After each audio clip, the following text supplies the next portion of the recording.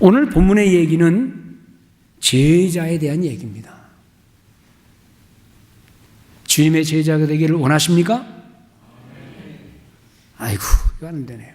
여러분들, 우리 모두 주님의 제자가 되기를 원하십니까? 일단 이렇게 시작하는 거예요. 그 다음 얘기가 뭐가 나올지는 모르지만. 근데 오늘 본문은요, 목사도 읽기가 좀 거북한 내용이고, 우리 성도님들도 읽다 보면 좀 거북한 얘기예요. 누가 이렇게 하겠어요? 이 본문은 주로 이단들이 자주 사용하는 본문입니다. 왜냐하면 팔벌이라고 그랬으니, 팔고 나를 따르라 그러고 다 버리고 나를 따르라 그랬으니, 그래서 이단들 중에는 자식 버리고 남편 버리고 가정 버리고 직장 버리고, 그리고는 그 이상한 집단에서 이상한 행동을 하면서, 그것이 이 본문에 충성스러운 사람들을 착각하면서도 그들은 그렇게 따라오는 거예요. 못된 이단들이 자주 사용하는 본문이니까 혹시 우리도 이 본문이 뭘 이해하는지를 이해하면서 도대체 이 본문이 뭘 요구하는 것인가? 인간관계 끊어? 나보다 부모, 자식, 처자, 형제, 자매, 주님을 사랑하니까 이 모든 관계를 끊어? 있는 거 다 팔아라? 안 되겠구나, 이거. 예수 믿는 건 좋은 것 같은데 이렇다면 나는 안 되겠다. 예수님께서 그 당시에 제자들을 데리고 다니시면서 제자들 가운데는 야, 제자 되기 힘들다 그런 사람 많았을 거예요. 왜냐하면 주님은 가는 곳이 좀 부잣집에 가거나 권력 있는 사람들을 만나거나 그러는 게 아니라 매일 그저 없는 사람만 찾아다니면서 병자들만 찾아다니면서, 그리고는 먹는 거라고는 좀 이번에는 멋있는 거 사 먹자, 그게 아니고 그냥 남이 차려놓은 음식 그냥 가서 먹는 거예요. 예수님을 모신 가정들을 보면 성경에 보면 잘 차려 먹었어요? 뭘 먹으셨겠어요? 주님 자체가 가진 분이 아니니까. 그래도 뭔가 있는 사람을 따라다녀야 얻어먹기도 하고, 또 된 사람을 따라다녀야 그 다음에 뭘 하나라도 자리라도 얻어먹을 텐데, 이 주님은 쥐뿔도 없는 거예요.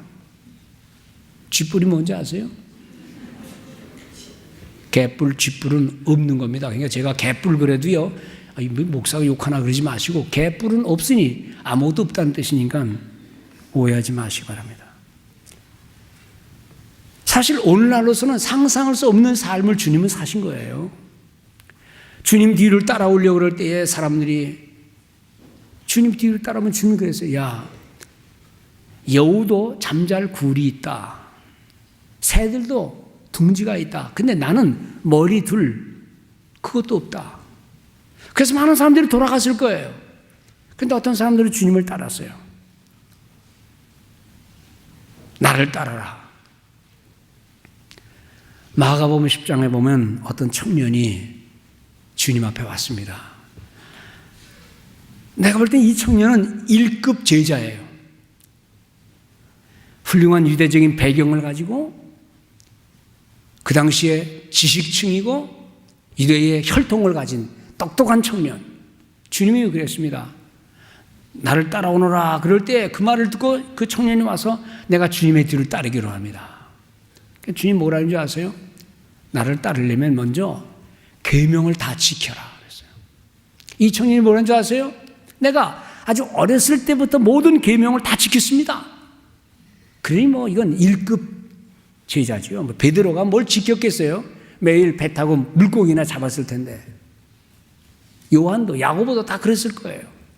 근데 이 청년은 내가 주님의 뒤를 따르겠습니다 하고, 너 나 따라오려면 모든 계명을 지켜라. 예, 내가 어려서부터 다 지켰습니다. 저 같으면 너는 1등 제자다. 따라와라. 그럴 때 주님이 아주 가혹한 말씀하셨어요. 뭐라는 거니? 너 부자인데 네 있는 재산 다 팔아라. 그리고 가난한 사람에게 다 나눠줘라. 그리고 나를 따라오너라. 글쎄요, 있는 재산 다 파는 것까지는 좋을 거예요. 왜냐하면 팔아가지고 부모님 갖다 주면 되고, 팔아서 돈 많은 사람에게 맡겨놓으면 되는 거예요. 그런데 주님 뭐라는 거니? 가난한 사람에게 다 나눠주라 그랬으니 그거는 힘든 말이에요. 왜냐하면 돌려받을 수 있는 가능성이 없잖아요. 그냥 이 청년이 그냥 근심하고 돌아갔다 그랬어요. 계명을 다 지켰는데도 돈 얘기하니까 그 청년은 뒤로 돌아섰어요. 오늘날 이 말이 시사하는 바가 큽니다. 이 청년도 다 좋았어요. 그런데 재산 문제를 얘기하니까 그때는 아니에요. 근심하고 돌아갔다. 그런데 오늘 이 본문을 보면 그것 정도가 아니에요. 오늘 26절에 보면, 33절에 보면 누구든지 자기의 소유를 버리지 아니하면, 영어로는 He gave up everything. Give up everything. 모든 걸 포기하라. 그리고 다 팔아라. 가난하게 줘라. 오늘 보면 26절에 보면 무릇 내게 오는 자가 자기 부모, 처자, 형제, 자매 미워하지 아니하면 내 제자가 못되고, 더 나아가서 네 목숨까지도 미워하지 아니하면 내 제자가 못된다. 아예 인간관계 끊고 살라 이 말입니다. 인간관계 끊어라? 근데 우리는 이런 걸 보면서 좀 이상하다 생각할 거예요. 하나님께서 아브라함을 불렀을 때 아브라함이 처자 버리고 재산 버리고 쫓았느냐? 아니에요. 아내 드리고 조카 드리고 재산 다 끌고 나왔어요. 포기한 거 아니에요. 그런데 여기는 다 버려라. 하기야 베드로, 안드레, 야고보, 요한, 그들은 갖고 있던 모든 그물을 다 버리고 예수를 쫓았어요. 우리의 이 모든 내용들을 보면 결론이 뻔합니다. 다 포기하라? 목숨까지 버려라? 글쎄, 남들한테는 그렇게 말할지 모르지만 아유, 나는 아니다 라고 생각하면서 이 말씀을 좀 거북하게 생각하고, 또 사기치는 이상한 교주들은 이 말 그대로 취급하면 자기는 쌓아놓고 자기는 해외에 자산까지 갖다 놓고 자식들에게 엄청나게 물려주면서 그리고는 상대방들한테는 다 버려라. 이 사기꾼들이 많다 이 말이에요. 그런데 우리는 여기서 목숨이 도대체 뭐야? 재산이 뭐야? 인간관계가 뭐야? 무슨 소리 하는 거야? 그리고는 아유, 안 되겠다. 그냥 돌아가는 게 낫다라고 생각하면서 돌아간 그 청년처럼 우리는 우리의 모든 것을 포기 못하겠다라는 말을 다 하게 될 거고, 그 속에는요 저도 포함될지도 몰라요. 결론은 그 모든 겁니다. 소유를, 인간관계를, 부모, 자식관계를 난 포기 못한다. 안 믿으면 안 믿었지. 난 그건 아니다 라고 생각하면서 이거 좀 본문이 이상하다 그럴지 모르겠어요. 그런데 이런 본문을 대할 때마다 우리는 먼저 이렇게 생각해야 됩니다. 우리가 믿는 하나님은 어떤 하나님이신지, 이 본문의 내용이 그렇게 말씀했는데 이 본문의 내용과 하나님의 본성과는 어떤 관계가 있는가 생각을 해야 됩니다. 내가 사랑하는 사람, 내가 사랑하는 자식들, 내가 지금까지 쌓아놓은 모든 부와 명성, 이걸 다 포기하라? 어떻게 하라는 거냐? 먼저 우리는 하나님이 과연 어떤 분인가? 우리는 하나님을 알 때 자식을 향한 부모의 마음을 이해하면 그건 거기가 하나님 말씀입니다.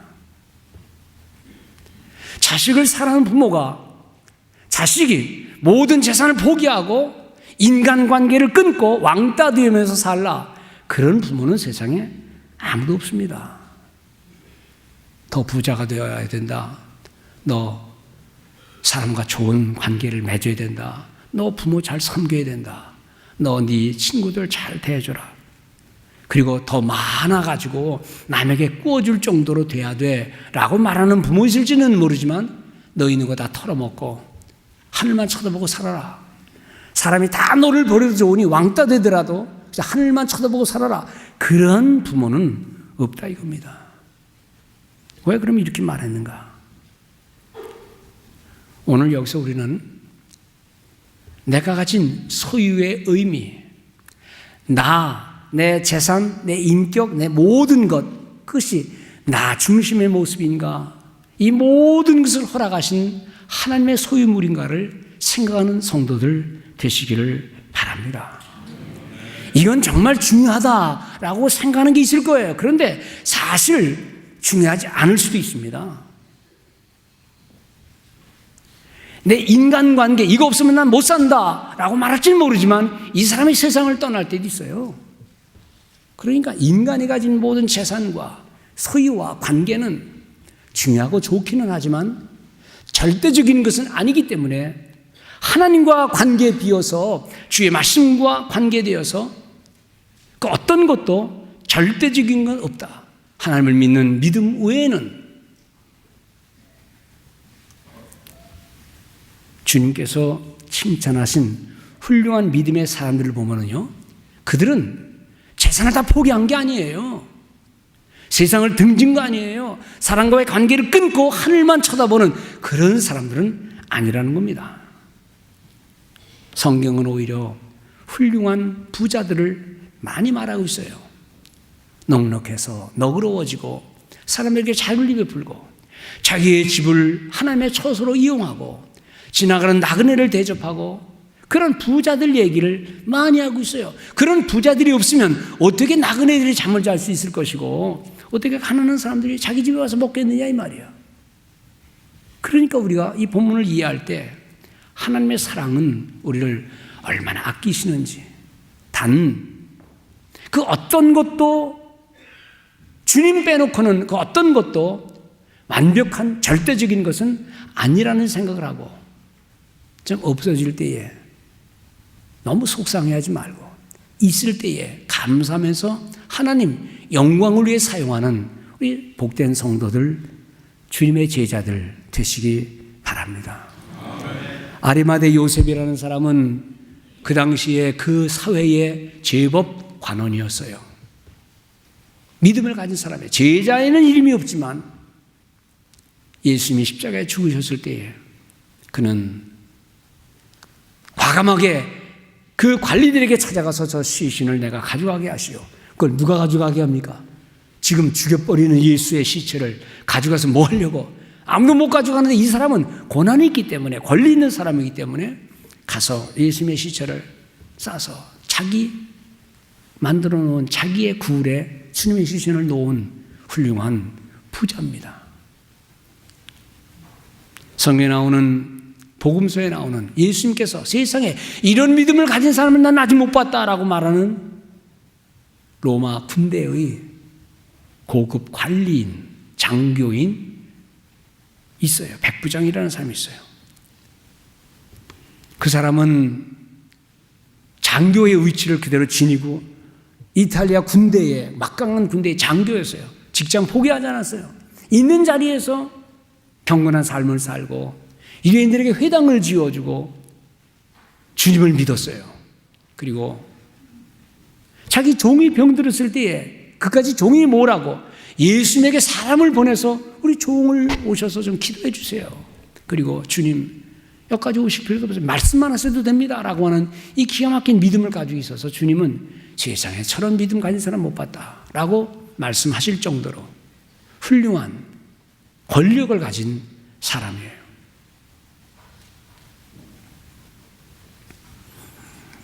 빌립보 지방의 빌립보 교회 시작은 옷감 장사를 했던 루디아라고 하는 착하고 부자인 여인이 복음을 듣고 자기 집으로 제자들을 불러서 복음을 듣게 하고 식구들이 예수 믿고 거기서 교회가 시작된 거예요.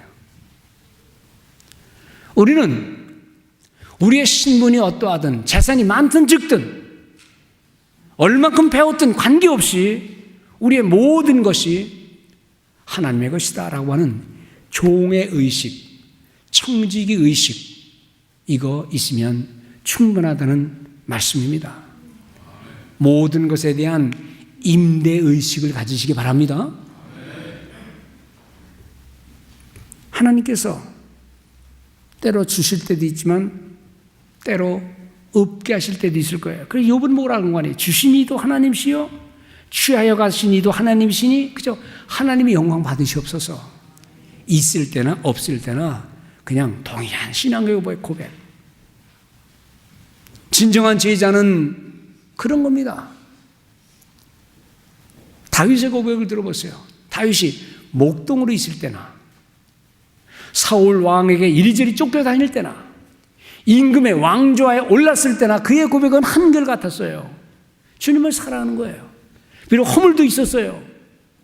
상대를 죽이려고 하는 마음도 있을 수 있었겠고 빗나간 모습도 있었지만은 그러나 그 모든 과정을 통하여 하나님께 영광을 돌리는 그의 삶을 보면서 성경은 오늘 우리에게 삶의 가장 중요한 것이 무엇인지를, 그래서 내가 아주 중요하다고 생각하는 것도 하나님보다 더 중요한 건 아니고 내가 소중하다고 생각하는 인간관계도 하나님과의 관계보다 넘을 수는 없다는 이 분명한 근본 그라운드를 가지면서 우리 성도들이 하나님을 믿는 믿음대로 산다면 주님은 우리의 삶을 축복해 주실 줄로 믿습니다.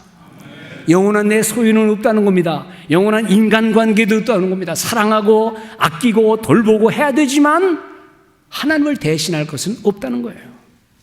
그래서 바울은 말하기를 디모데전서 6장 7절에 우리가 세상에 아무것도 가져온 거 없다.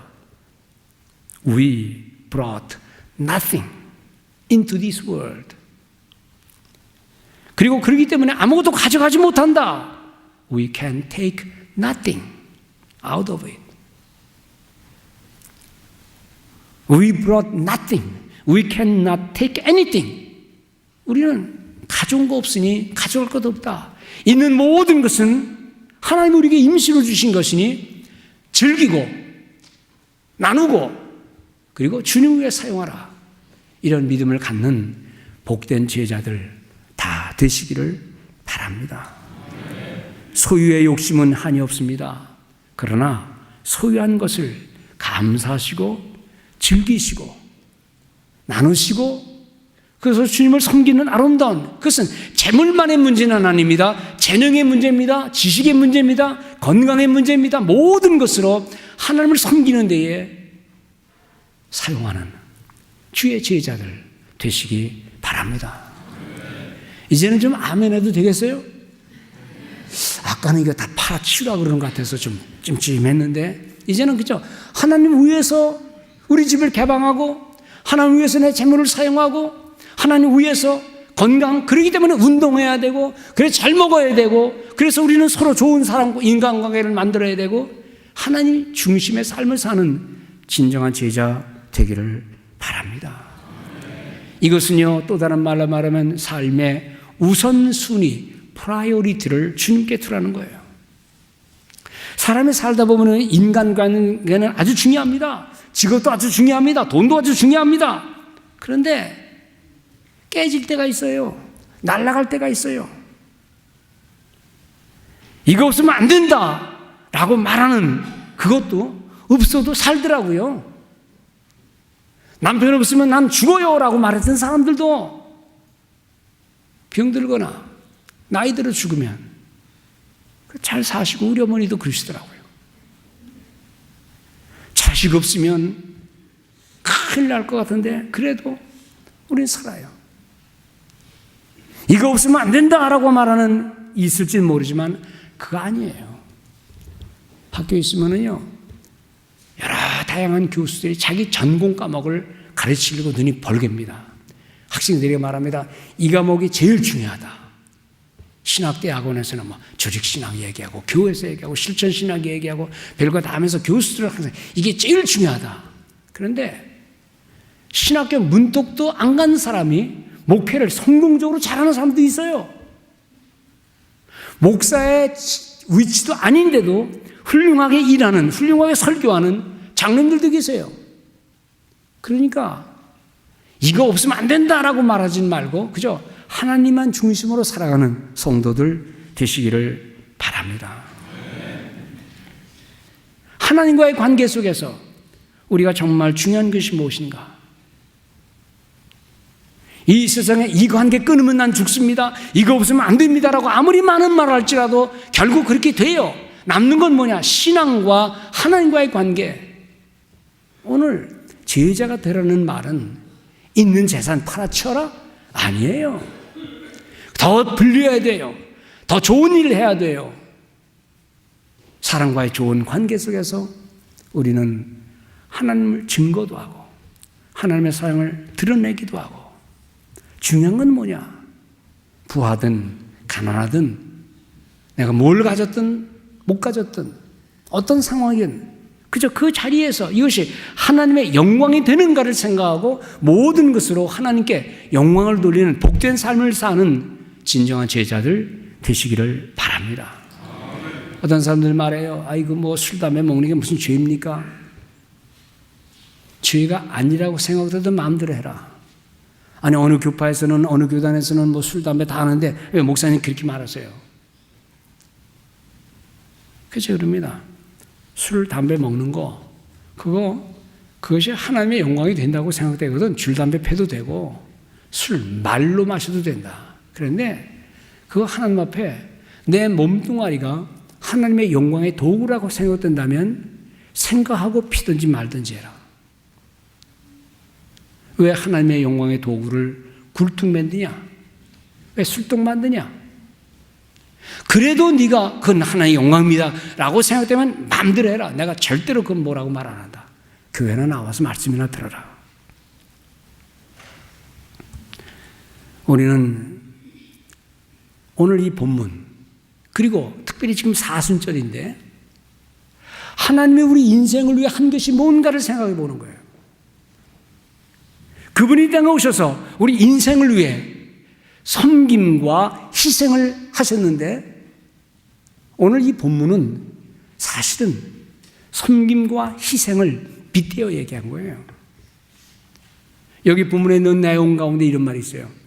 어떤 사람이 집을 짓는데 그 집 전체 비용을 다 생각하고 시작을 해야 되지, 기초만 세우고 올리다가 못 세우면 지나가는 사람이 다 말하기를 저 짓다 말았구만, 저 바보가 있구만. 내 군대는 10,000명이고 저쪽 군대는 20,000명이에요. 자, 싸우려고 그러는데 저쪽이 더 많아요. 그러면 싸움 시작하지 말아야 돼요. 했다가 다 망하면 어떻게 해요? 그래서 차라리 아이고 지겠구나 싶으면 미리 가서 화해를 해라. 화해청을 청해라. 그게 말씀이에요. 뭐예요? 지혜롭게 살라는 거예요. 뭐예요? 비용을 계산하는 거예요. 무슨 비용?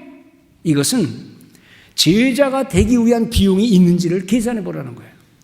예수님은 인생의 구원자가 되기 위해서, 이 땅을 구원하시기 위해서 어떤 비용을, 어떤 희생을 치렀는가? 자기 몸을 버리시고 자기 전부를 다 내어놓으시고 인생을 구원했다는 거예요. 주님은 그렇게 자기를 비웠는데 예수 믿는 사람들이 자기를 비울 생각 안 하고 자기를 희생할 생각 안 하고 헌신할 생각 안 하고 제 이익만 챙기면 내가 이거 해서 좀 손해보는 거 아닌가? 왜 나만 이렇게 많이 내야 돼? 왜 내가 이렇게 많이 희생해야 돼? 라는 생각을 해서는 안 된다는 겁니다. 자기 내어놓는 것과 자기 섬김과 자기 희생을 통해서 그 희생 없이 되는 게 어디 있어요? 사업도 가정도 다 자기를 먼저 내어놓고 희생하고 남들과 비교된 나가 아니라 하나님 앞에 독보적으로 내 있는 모든 상태에서 하나님을 섬겨야 되겠다라고 말할 때 하나님은 그 모든 비용을 갚아주시고 제자의 진정한 의미를 붙여주실 줄로 믿습니다. 성도의 계산법을 알라는 거예요. 세상 사람들은 자기 중심으로 자기가 이익을, 내 우선순위를 갖고 있지만 진정한 제자는 그게 아니라 모든 주님이 치우신 비용을 계산하면서 하나님 나도 섬기고 나도 희생하게 해 주옵소서. 왜 갈등이 나는 줄 알아요? 왜 싸움이 나는 줄 알아요? 자기가 손해본다고 생각하기 때문에, 자기만 많이 내어놓고 남들은 안 낸다고 생각되기 때문에 그래서 갈등이 나오는데, 제자는 오직 주님만 바라보고 하시는 거예요. 오늘 우리 성도님들, 내 계산법이 아닌 주님의 계산법 가지고. 자식들은 부모에게 이거 엄마한테 용돈 줄까 말까, 이거 좀 엄마가 다시 줄 건가 말까 계산할지 모르지만 부모는요 그냥 다 줘버려요. 자식이 다시 줄지 안 줄지는 몰라요. 그냥 다 주는 거예요. 그게 부모의 사랑이에요. 오늘 주님께서는 십자가에서 자기 모든 걸 다 내놓으셨어요. 근데 우리는 교회를 다니면서도 자기 계산법에 분주해요. 진정한 제자, 주님이 나를 위해 뭘 하셨나? 어떤 고난과 희생을 당하셨는가? 십자가의 의미가 뭔가? 그걸 깊이 생각할 수 있는 사람이라면 하나님, 나도 주님 위해 살게 해주세요. 주님, 나도 내 능력은 못 되지만 주님의 사랑을 힘입어 그리스도의 십자가의 가치를 헌신과 희생을 통해 살게 해주세요. 기도할 줄로 믿습니다. 오늘 모이신 우리 모든 성도님들 다 제자가 되시길 바랍니다. 많은 걸 소유하고 많은 넉넉한 모습을 가지고 이 모든 것으로 하나님께 영광을 돌리는 복된 성도 되시기를 주님의 이름으로 축원을 드립니다.